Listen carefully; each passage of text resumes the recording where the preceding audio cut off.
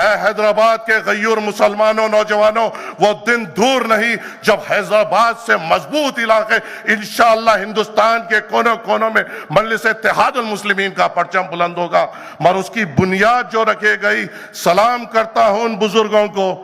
سلام کرتا ہوں ان لوگوں کو جنہوں نے سالار ملت علیہ رحمہ کے بات پہ لبیک کہا، سلام کرتا ہوں ان لوگوں کو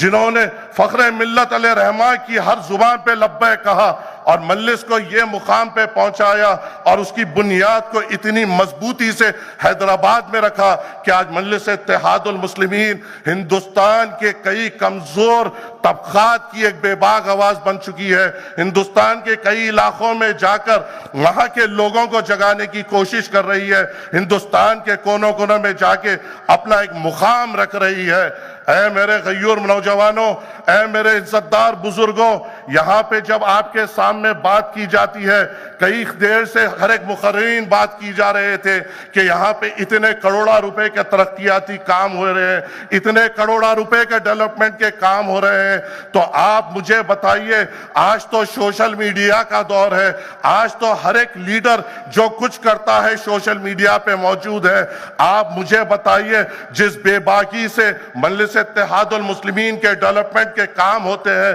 جس بے باکی سے مجلس اتحاد المسلمین آپ کی آواز وقت کے حکمرانوں کے سامنے اٹھاتی ہے، جس بے باکی سے وقت کے فرعونوں کے سامنے آپ کے مسائلوں کو کیا جاتا ہے، کیا ہندوستان میں کوئی اور لیڈر موجود ہے جو آپ کی زمینی سطح پہ آپ کا ترقیاتی کام کر رہا ہے اور جا کے پارلیمنٹ میں بھی جب بات کر رہا ہے؟ ارے میں نے تو ہندوستان کے کونے کونے میں پھرا،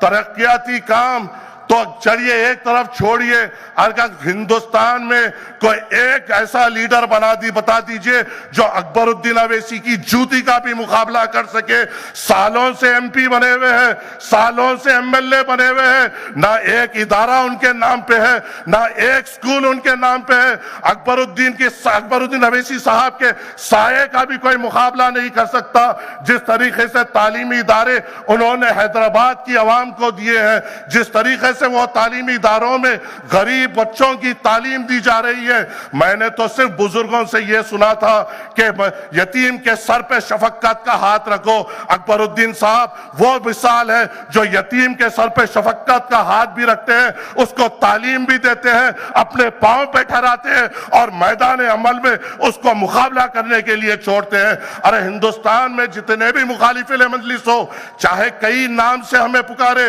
ارے تم کیا ایک چھوٹا سا ادارہ تمہارے نام پہ ہے جہاں پہ چھوڑو 1000 چھوڑو 2000 ہمارے قائد قربان جون پہ 30,000 سے زائد بچوں کو پڑھاتے ہیں، تم اٹھو تو صحیح 300 بچوں کا تو ادارہ بتا دو، پھر ہم پہ مخالفت کی بات کرو۔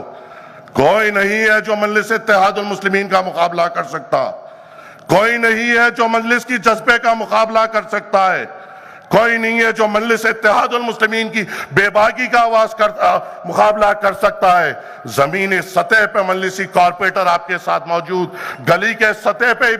ابتدائی صدور معتمدین آپ کے ساتھ موجود، دارالسلام میں آپ کی خدمت کے لیے ایم ایل اے حضرات، ایم ایل سی حضرات موجود، خود صدر مجلس وہاں پر بیٹھ کر سیدھی طور پہ آپ کے لیے بات کرتے ہیں۔ کہاں ہے ایسے ادارے؟ کہاں ہے ایسی سیاسی جماعت؟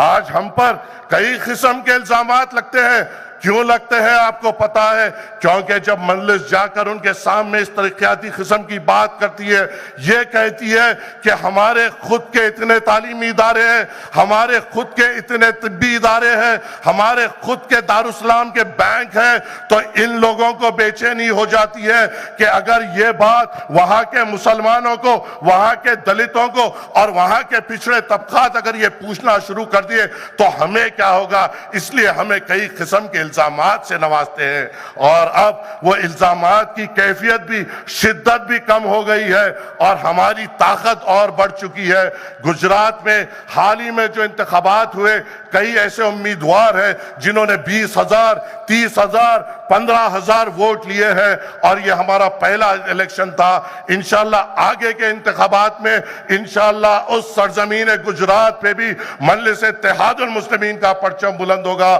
بہار میں اور مضبوطی سے مجلس اتحاد المسلمین کا پرچم بلند ہوگا۔ یو پی میں آنے والے انتخابات میں، میونسپل الیکشن میں آپ خود دیکھیں گے کہ کس قسم سے زمینی سطح پر مجلس مضبوط ہے اور کس قسم سے ہم کام کر رہے ہیں۔ انشاءاللہ صدر مجلس کی آمد ہے۔ السلام علیکم ورحمۃ اللہ وبرکاتہ۔